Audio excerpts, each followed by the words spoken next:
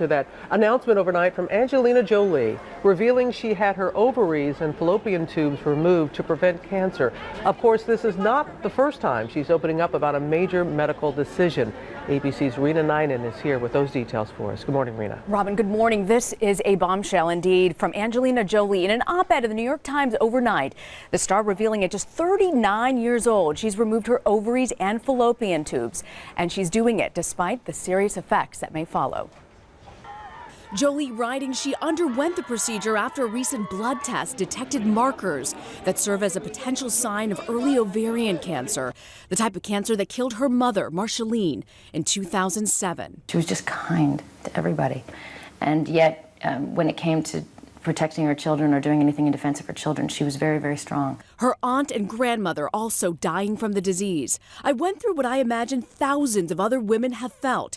I told myself to stay calm, to be strong, and that I had no reason to think I would not live to see my children grow up and to meet my grandchildren.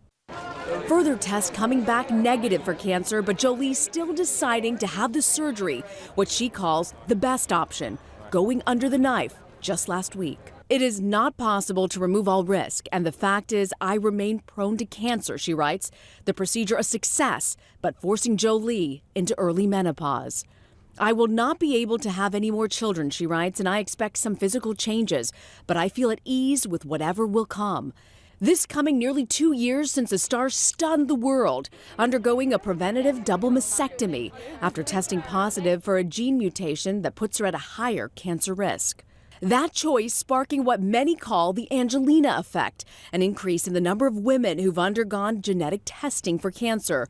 Jolie reflected on the impact of her decision in an interview with George last year. I didn't expect there to be so much support, and I was very moved by it. It's connected me so much to other families, other women, so it's been a really beautiful journey.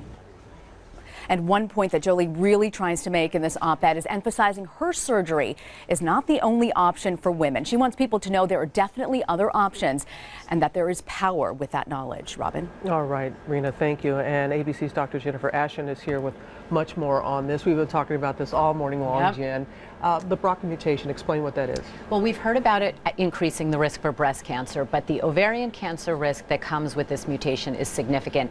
Average woman has about a 1% lifetime chance of developing ovarian cancer. With this type of genetic mutation can go as high as 40%. We have to remember there's screening for breast cancer. We don't have an accepted screening test for ovarian cancer, so we use things like ultrasound and the CA-125 blood test. They're not great screening methods, but it's all we really have. And talk about the surgery. This is a procedure that you have performed. I've done this surgery many, many times. It's a straightforward surgery done laparoscopically through the tiny little incision, same-day procedure. In trained hands, it can be done in as little as 15 minutes. The key for women to know, Robin, is all the talk right now centers around the fallopian tubes. There's a new thinking that ovarian cancer actually originates in the fallopian tube itself. So those tubes have to come out.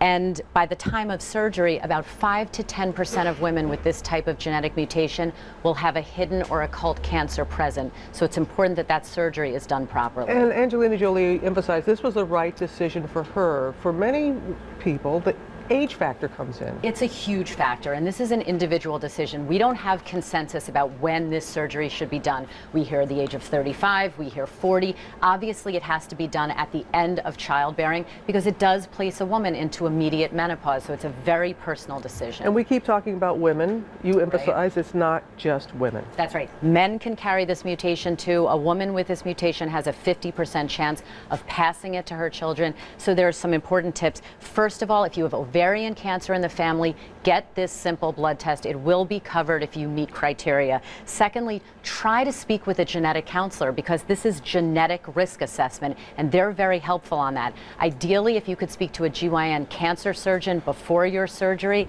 that's very helpful. And remember, there are options. The birth control pill also lowers the risk of ovarian cancer, and 30% of women choose not to have surgery. It's an important option. Oh, well, there's great options and suggestions that you discussed with us. All right, Jen, thank you. You're welcome.